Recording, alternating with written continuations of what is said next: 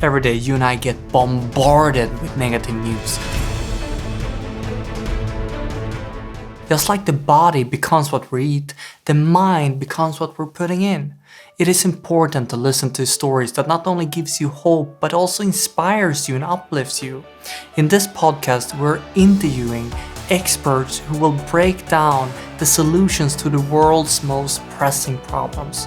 And I promise you, if you listen to this podcast, you will not only stay informed, but you will also feel more energy in your life. Welcome to Great.com Talks with.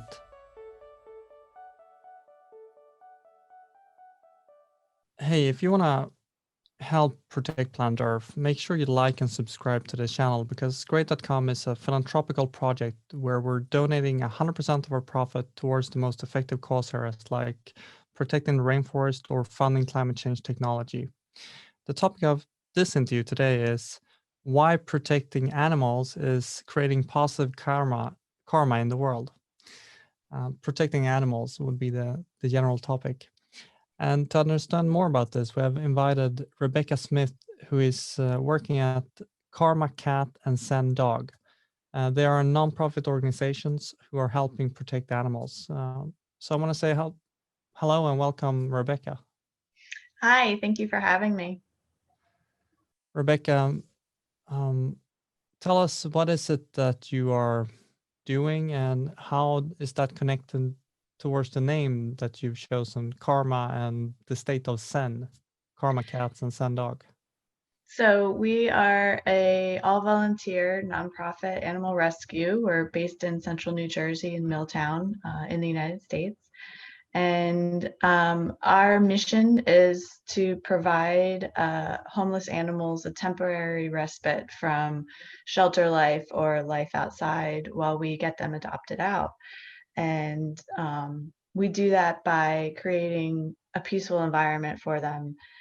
We put them in a foster home where they get the medical attention they need or the quiet rest that they need from a chaotic shelter environment, and bring them to their best self, and then either adopt them straight from a foster home or we put them into our adoption center and they get to showcase themselves there.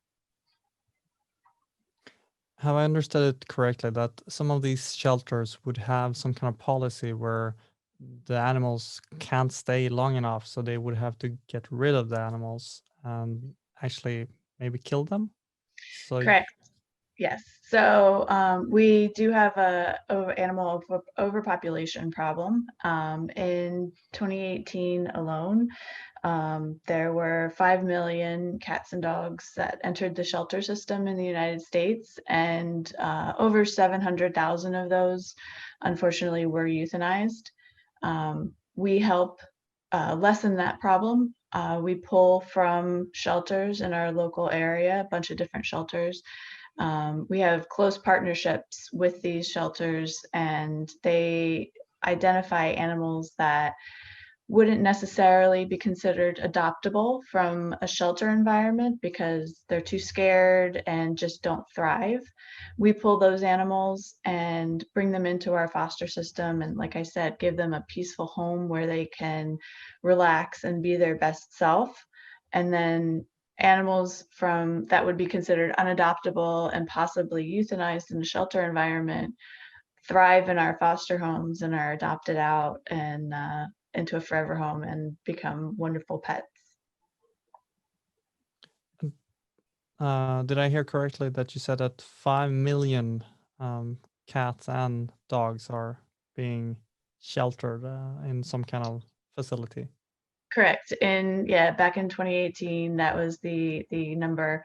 It's difficult because not all shelters are required to give their numbers. It varies by state and municipality here, and but that's the best estimate is throughout the year, 5 million animals entered the shelter system in some fashion. I guess not all animals would even get into the shelter. So I guess this is even a bigger kind of problem where animals or cats and dogs are looking for a home. How how far away are we from giving animal rights to or a home to these animals?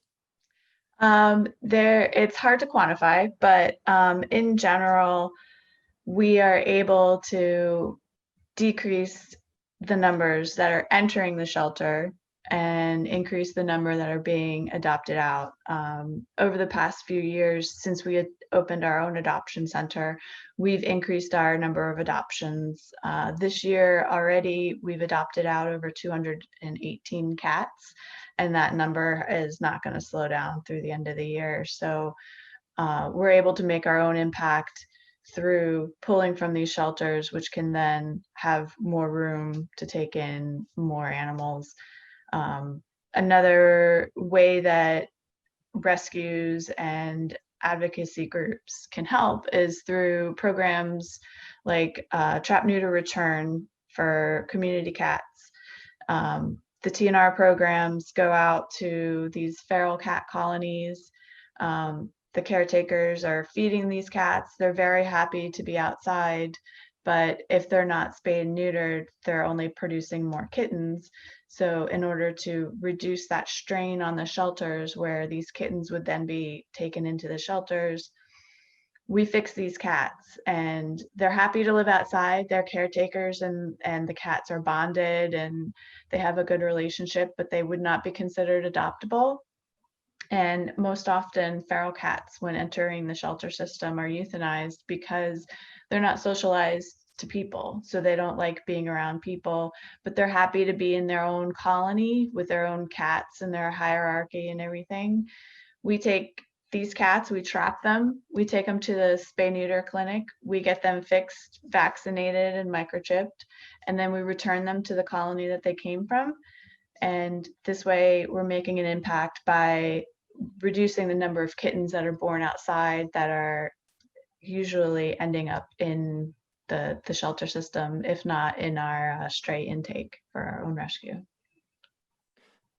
Karma Cat and Zen Dog, the organization that you are with, you're saying that you are doing different programs, and one of those would be to help people to adopt, and one would be to trap, return to their own kind of Correct. communities, cat communities. Correct. And tell us more about the work that you're doing. Do you have more of these programs? How does this work? Yes, so those are our two main programs, is our adoption program and then our TNR program.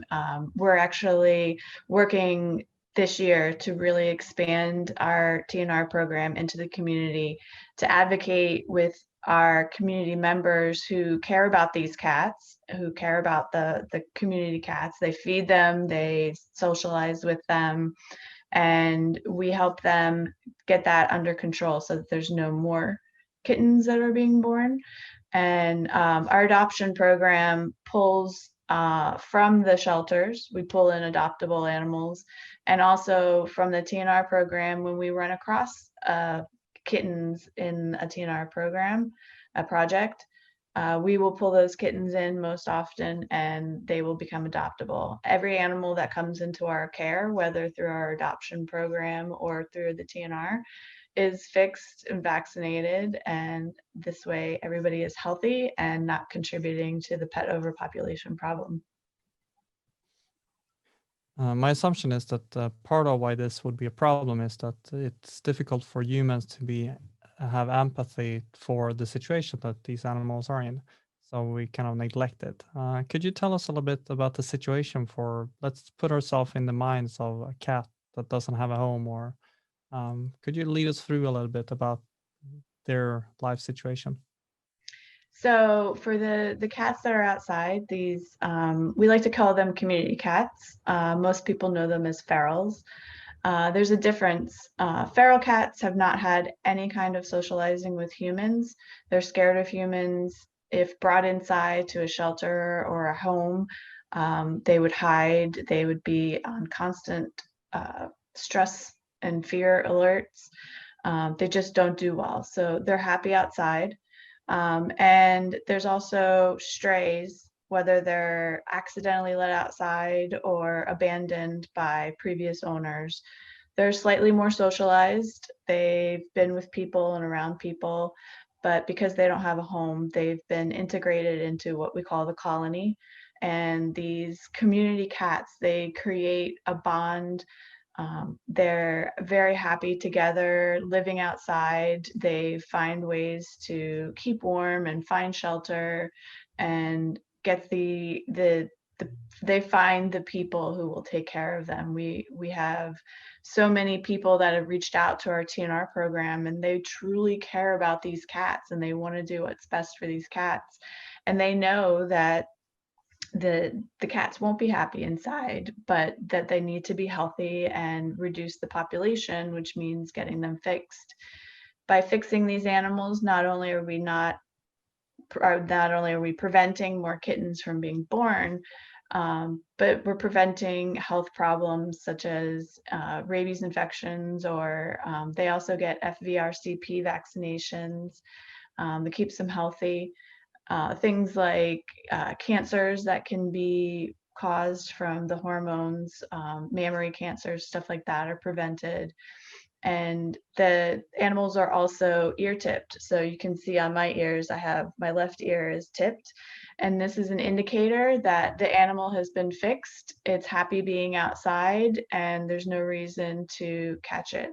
Generally, if animal control comes around and sees that an animal has been ear tipped, they won't even bring it into the shelter environment because they know that it's fixed, vaccinated, and healthy and happy being outside where it is, most often being taken care of by a colony caretaker who truly cares, and those animals make that person happy, and that person makes those animals happy. So I'm hearing kind of two different visions. One where cats could actually be just living outside, where they would be taken care of from an external human who would provide food. Is that what you're saying? To Correct. Yeah, the colony caretakers, sometimes they fall into this position. A cat will show up with kittens on their doorstep and need some help taking care of their cats, and that's how they come into the situation. And they'll provide food, daily feedings, and the cats survive outside. They're pretty resourceful and find shelter. And sometimes these caretakers, they have heated homes that they provide for them for the cold, and warm water dishes so that the water doesn't freeze during the winter and stuff. And they're often very well cared for, just not happy being inside, and they're happy being outside and taken care of. So I guess that would be the optimal solution here, because then they would be able to access nature. Because I Mhm. guess that would be one of the things why it feels so almost like a prison that the cat have to be inside. But I guess some cases with adoption, you would have to make that sacrifice. Is that it? That kittens? Well, the majority of our adoptable animals, they've been socialized. They're used to being inside. If a cat is born outside and has no interaction with humans, or very little or negative interactions through approximately the age of 6 months, that's the window. And if we get a kitten within that time frame, bring it inside and get it socialized and get it spoiled, it's more than happy to stay inside. However, after that time frame, or with no socializing within that time frame, the cats aren't used to people. They're not used to being inside, and that's when they have the fear and the stress reaction to being inside. Okay, I didn't know that that was the window. You said 0 to 6 months. Yeah. So if we get a kitten small enough, we can socialize it and bring it inside. Any older than that, it's difficult and time consuming, and they're pretty much better off being fixed and returned to their colony outside. The cats create a hierarchy and they're bonded. There's siblings and mothers and sons and everything. And There's research that shows that TNR helps reduce the impact on shelters, and that the impact on birds and wildlife is less than people believe. And so really TNR is a good solution to the huge stray feral cat problem that we have. Uh, when you hear karma cats and Zen dogs, I'm guessing it's also a part of this would be how it affects humans to actually care about other beings. Could you tell us a little bit how you think around that, caring about someone else, what that gives you as a person? Um, yeah, definitely. The feeling that we get, our organization is actually very closely knit. We call our group of volunteers our Ohana, which is the Hawaiian word for family, and we're very close. We socialize outside of volunteer activities. We have our own friends and interests, and we have formed these bonds around that joint feeling of empathy for these animals and truly caring for the well-being of these animals. And that brings out such good feelings. I tell people that I don't do this for the animals. It's really for me because it makes me feel so good. And there's no other feeling like taking a scared cat that we pull from the shelter and bringing it into a foster home and working with it and showing it that humans can be nice and giving it treats and spoiling it and giving it fresh catnip and watching their reactions and seeing this animal grow from a scared, shy kitten or cat from the shelter where it probably would have been euthanized because it was terrified in the back of the cage and nobody would adopt it, to bringing it to our adoption center for its final, we call it the freedom ride, and they go home to a forever home where they're loved and spoiled with their own family. There's such a feeling of satisfaction and success, and just makes you want to do it over and over again. And we've been around. Karma Cat and Zen Dog was founded in 2010, so this is actually our 10-year anniversary, and we wanted to celebrate in style this year, but the pandemic had different plans for us. But even through that, we continue to work because these animals give us such a feeling of pride and success, and even more so working through this tough time where people might need their cat. You know, if people are quarantined, a lot of times all they have is the animal in their home to keep them feeling safe and secure and centered. And I know I myself, with my dog and cat, that was my go-to for stress, and take my dog for a hike in the woods and kind of recenter myself and remember what's important. And part of that is thinking outside yourself, and not only for other people but other beings. You know, the simple act of putting bird food out for the birds in the winter, and thinking away from just yourself and taking care of the other animals is one thing that we definitely all have in common within our organization. Hmm. We're going towards the end here, so I would like to ask you what kind of support or what would you like people to do after hearing this interview? Just to think outside of the box. Not all animals want to be in a home. Research what TNR means in your own community. In New Jersey, right now, we have the Compassion for Community Cats bill that is coming up in our legislature. And I encourage everybody to research and support that. It will help local communities pay for TNR programs. You know, go out, reach out to your shelter, reach out to a local rescue group, give us a call. volunteer, donate. Every dollar helps. $5 will feed one of our foster cats for a week. It doesn't take a lot, but the more we have, the more we can help. If you would like to end this by empathizing something that you would like for more people to understand, what would you like to empathize?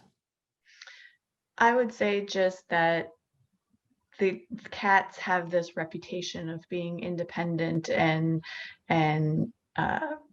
off to themselves, and that's not quite true. Some cats, yes, they like to be aloof and by themselves, but most cats enjoy interacting and having love and pets and attention, whether it's on their own terms or when you want to go pick it up and hug it and squeeze it. And the same goes for these cats that are outside. They have their own system of love and bonding, and they love each other and have their own bond for their caretaker. And it's not just some nuisance that's outside. It's an animal that has feelings and needs basic care, but also has its own place in our community. And until we can take this problem and get it fixed, just have a little patience and reach out for help if you feel that there's community cats that need it.